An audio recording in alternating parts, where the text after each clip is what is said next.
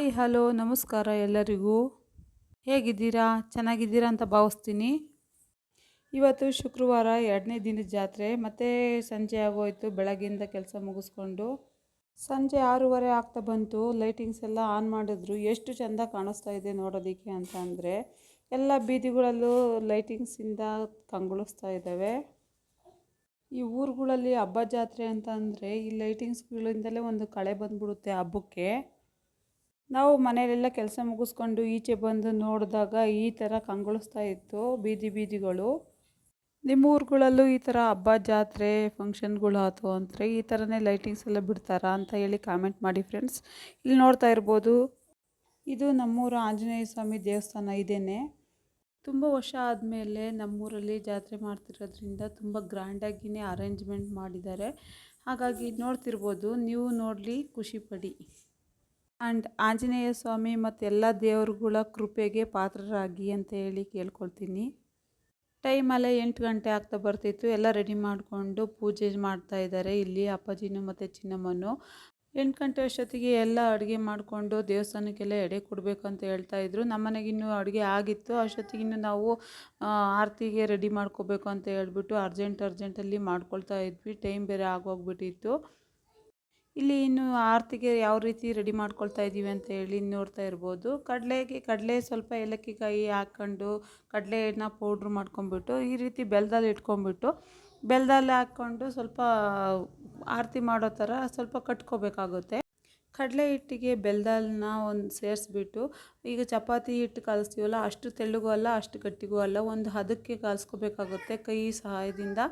ಈ ರೀತಿ ನೋಡ್ತಿರ್ಬೋದು, ತುಂಬ ಗಟ್ಟಿಯಾಗೂ ಅಲ್ಲ ತೀರಾ ತೆಳ್ಳಗಾಗಿಯೂ ಅಲ್ಲ, ಸ್ವಲ್ಪನೇ ಬೆಲ್ಲದನ್ನ ಹಾಕ್ಕೊಂಡು ಒಂದು ಅದಕ್ಕೆ ಕಲಿಸ್ಕೋಬೇಕಾಗುತ್ತೆ. ಯಾಕೆ ಈ ರೀತಿ ಜರ್ಡಿ ಮಾಡ್ಕೊಳ್ಬೇಕಾಗುತ್ತೆ ಅಂತ ಅಂದರೆ, ಬೆಲ್ಲದಲ್ಲಿ ಏನಾದರೂ ಸ್ವಲ್ಪ ಕಲ್ಲು ಇಲ್ಲ ಕಡ್ಡಿ ಏನಾದರೂ ಇದ್ದರೆ ಅದನ್ನ ನೀಟಾಗಿ ಸೋಸಲಿ ಅಂತ ಹೇಳ್ಬಿಟ್ಟು ಮಾಡ್ಕೊಳ್ತೀವಿ ಅದಕ್ಕೆ ಹಾಕಿ.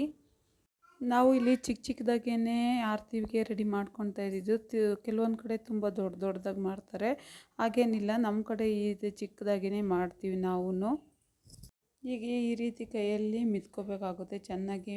ಪೌಡ್ರು ಮತ್ತು ಬೆಲ್ಲದಲ್ಲೂ ಮಿಕ್ಸ್ ಮಾಡ್ಕೊಂಬಿಟ್ಟು ಈ ರೀತಿಯಾಗಿ ಕೈಯಲ್ಲಿ ಚೆನ್ನಾಗಿ ಮಿಕ್ಸ್ ಮಾಡಿಕೊಂಡು ಚೆನ್ನಾಗಿ ಕಲಿಸ್ಕೊಂಡ್ರೆ ಹದವಾಗಿ ಬರುತ್ತೆ. ಟೊಮಟನೂ ಕೂಡ ಇಲ್ಲಿ ಟೊಮಟ ಅಮ್ಮನೇ ಮಾಡ್ತಾಯಿದ್ರು. ನಾನು ಹಂಗೆ ನೋಡ್ತಾ ನಿಂತ್ಕೊಂಡಿದ್ದೆ ಅವ್ರು ಮಾಡೋದು ಯಾವ ಥರ ಮಾಡ್ತಾರೆ ಅಂತ ಹೇಳ್ಬಿಟ್ಟು. ಒಂದೊಂದು ಕಡೆ ಒಂದೊಂದು ಥರ ಮಾಡ್ತಾರಲ್ವ, ಹಾಗಾಗಿ ನಾನು ನೋಡ್ತಾ ನಿಂತಿದ್ದೆ. ಹಿಂದೂ ಧರ್ಮದಲ್ಲಿ ಆಚರಿಸಲ್ಪಡುವ ಹಲವಾರು ಪೂಜಾ ವಿಧಿವಿಧಾನಗಳ ಪ್ರಕಾರ ಈ ಆರತಿ ಪೂಜೆಯು ಕೂಡ ಅವಿಭಾಜ್ಯ ಅಂಗವಾಗಿದೆ. ಪೂಜೆಗೆ ಸಂಬಂಧಿಸಿದ ಎಲ್ಲ ವಿಧಿವಿಧಾನಗಳನ್ನು ಪೂರೈಸಿದ ಬಳಿಕ ಸಾಮಾನ್ಯವಾಗಿ ಆರತಿಯನ್ನು ಬೆಳಗಲಾಗುತ್ತದೆ.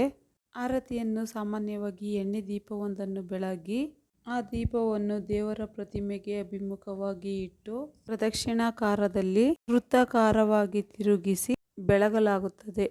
ಎಣ್ಣೆ ದೀಪಗಳ ಹೊರತಾಗಿ ಧೂಪ, ಶಂಖ, ಅಗರಬತ್ತಿಗಳನ್ನು ಕೂಡ ಆರತಿಯ ಕಾಲದಲ್ಲೂ ದೇವರಿಗೆ ಆರತಿಯ ರೂಪದಲ್ಲಿ ಬೆಳಗಲಾಗುತ್ತದೆ.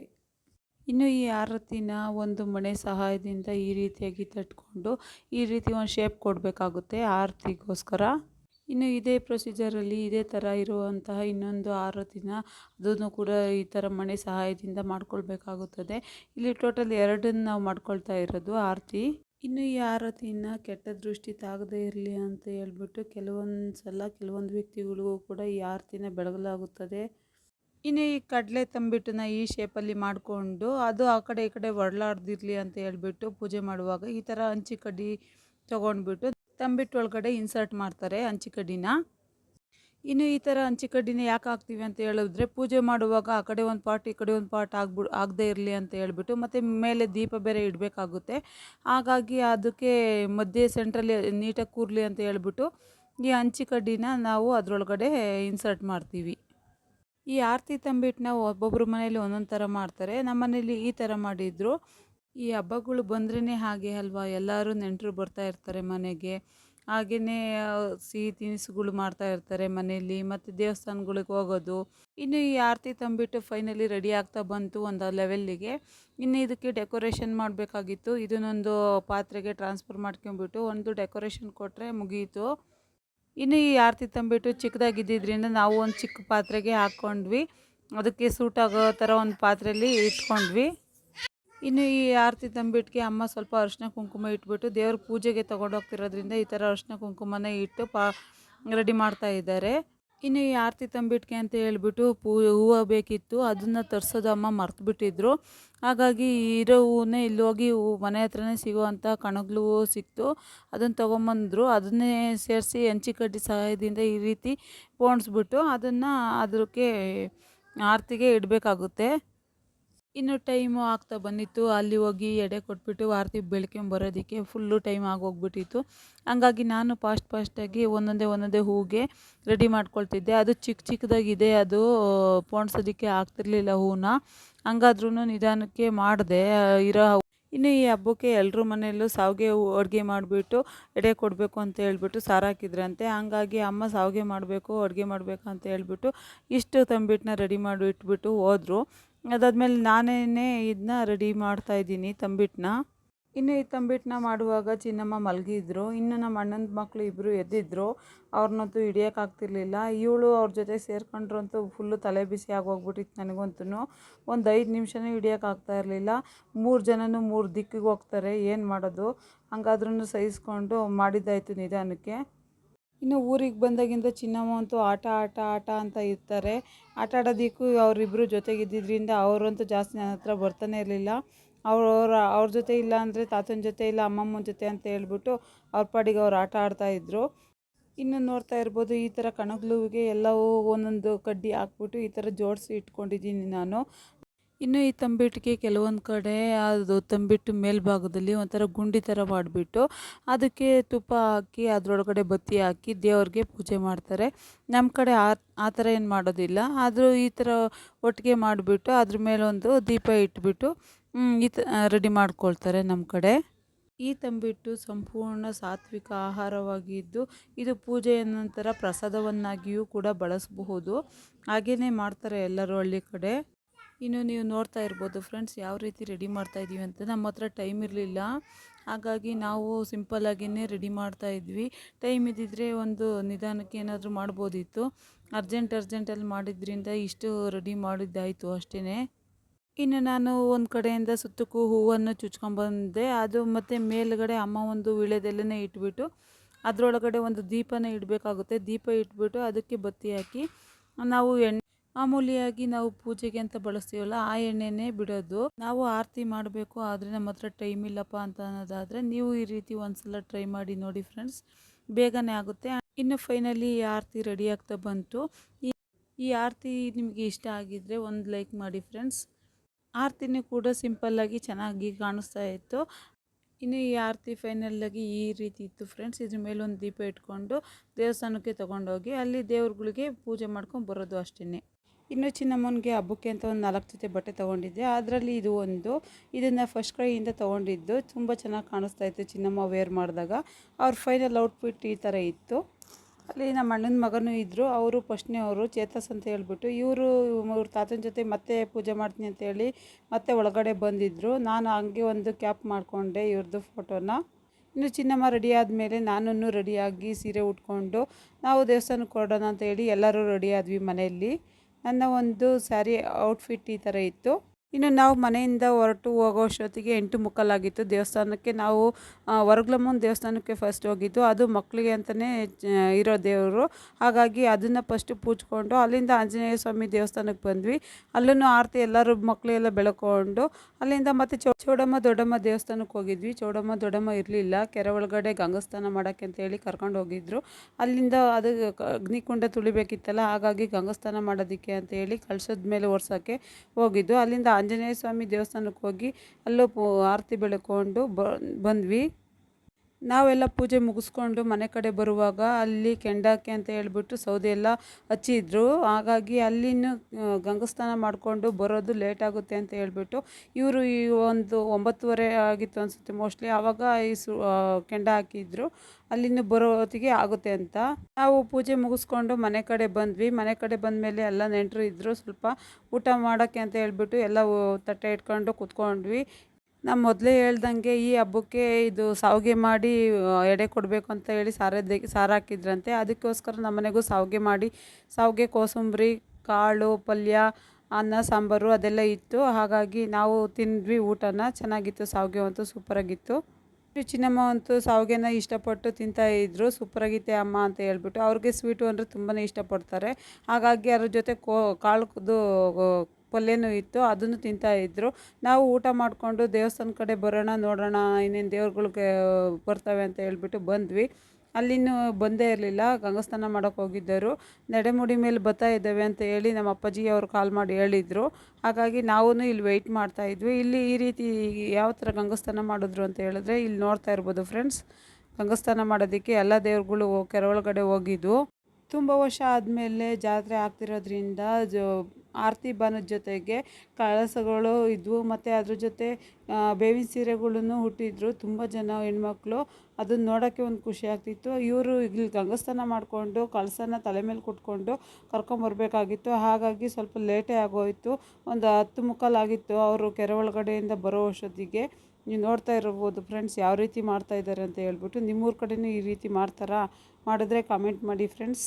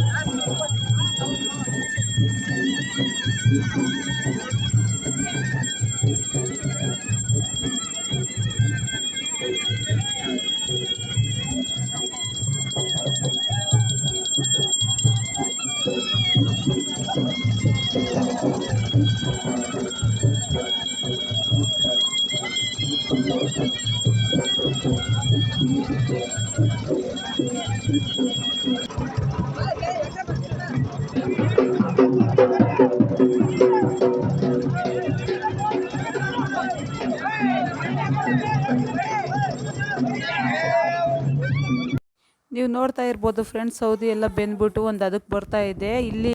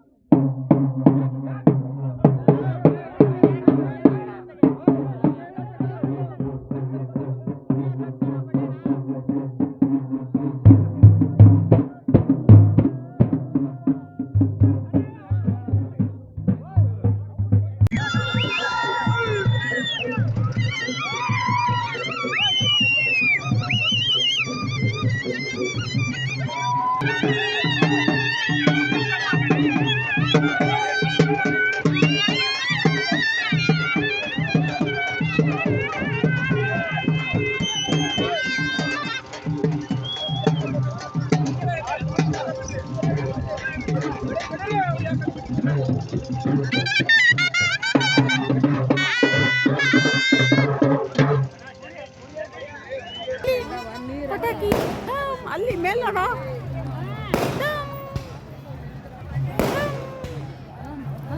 ಡಮ್ ಡಮ್ ನೋಡಲಿ, ನೋಡು ಪಾಪ.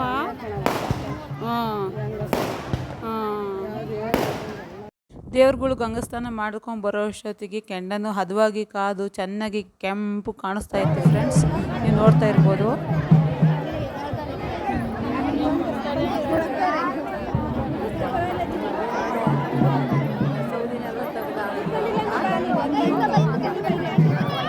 ದೇವ್ರುಗಳು ಹತ್ರಕ್ಕೆ ಬಂದಂಗೆ ಕೆಂಡನೂ ಚೆನ್ನಾಗಿ ಕಾದಿತ್ತು. ಜನಗಳು ಅಂತೂ ಸುತ್ಕೊಂಡ್ಬಿಟ್ಟಿದ್ರು ಕೆಂಡ ತುಳಿಯೋದು ನೋಡೋದಕ್ಕೆ. ಅಂತೂ ಜನಗಳನ್ನ ನೋಡ್ತಾ ಇರ್ಬೋದು ಫ್ರೆಂಡ್ಸ್ ಯಾವ ರೀತಿ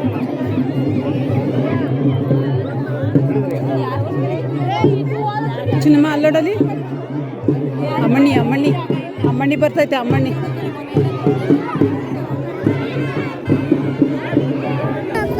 ಯಾರಪ್ಪ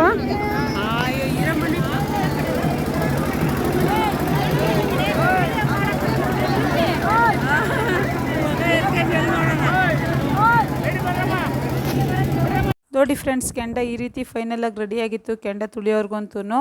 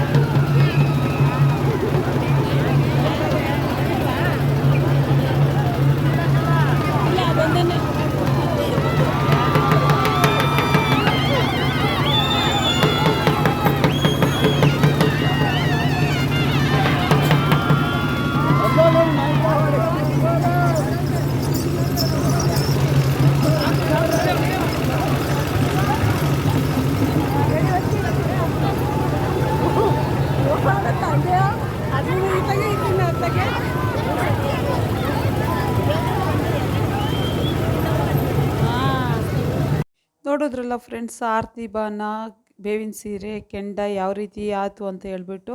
ಇಲ್ಲ ಇಷ್ಟ ಆಗಿದ್ದರೆ ಲೈಕ್ ಮಾಡಿ, ಶೇರ್ ಮಾಡಿ, ಕಮೆಂಟ್ ಮಾಡಿ ಆ್ಯಂಡ್ ಸಬ್ಸ್ಕ್ರೈಬ್ ಮಾಡಿ ಫ್ರೆಂಡ್ಸ್. ನಿಮ್ಮ ಸಪೋರ್ಟ್ ನನಗೆ ಹೀಗೆ ಇರಲಿ. ಸಿಗೋಣ ನೆಕ್ಸ್ಟ್ ವ್ಲಾಗಲ್ಲಿ. Take care. ಬಾಯ್ ಬಾಯ್.